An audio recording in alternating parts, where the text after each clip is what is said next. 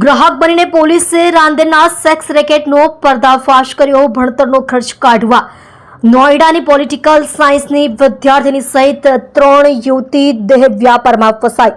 શહેરના રાંદેર વિસ્તારમાં મહિલા સેલ ક્રાઇમ બ્રાન્ચ દ્વારા એક હાઈ પ્રોફાઇલ સેક્સ રેકેટનો પર્દાફાશ કરવામાં આવ્યો છે. અહીં 20 સ્ક્વેર શોપિંગ મોલમાં આવેલી એક હોટેલના રૂમમાં ગેરકાયદેસર દેહ વ્યાપારનો ધંધો ચાલતો હતો. જો કે આ રેડમાં જ હકીકત સામે આવી છે.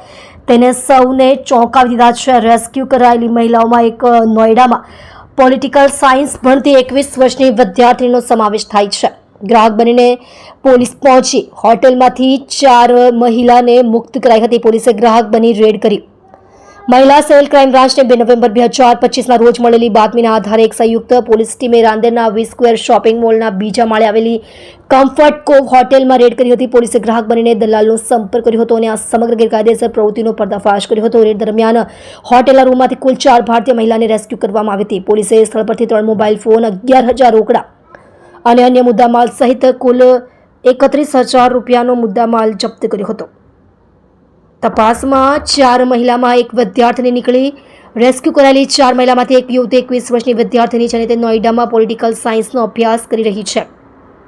પોલીસ પૂછપરછમાં જાણવા મળ્યું કે તે ગરીબ પરિવારમાંથી આવે છે અને ભણતરમાં હોશિયાર છે. જોકે પોતાના ભણતરનો ખર્ચ અને ફી એકત્ર કરવા માટે તે એક એજન્ટના માધ્યમથી સુરત આવી હતી અને આ દેહ વ્યાપારના ગેરકાયદેસર ધંધામાં તે ફસાઈ ગઈ હતી. આ વિદ્યાર્થીની સાથે અન્ય જે 3 મહિલાને મુક્ત કરવામાં આવી છે તેઓ પણ આર્થિક મજબૂરીના કારણે કોલકાતાથી આવી હતી. પોલીસે આ તમામ મહિલાઓનું કાઉન્સેલિંગ કર્યું છે જેથી તેઓ આ ગેરકાયદેસર વ્યવસાયમાંથી બહાર નીકળી શકે. દલાલ અને હોટેલ સંચાલકની ધરપકડ.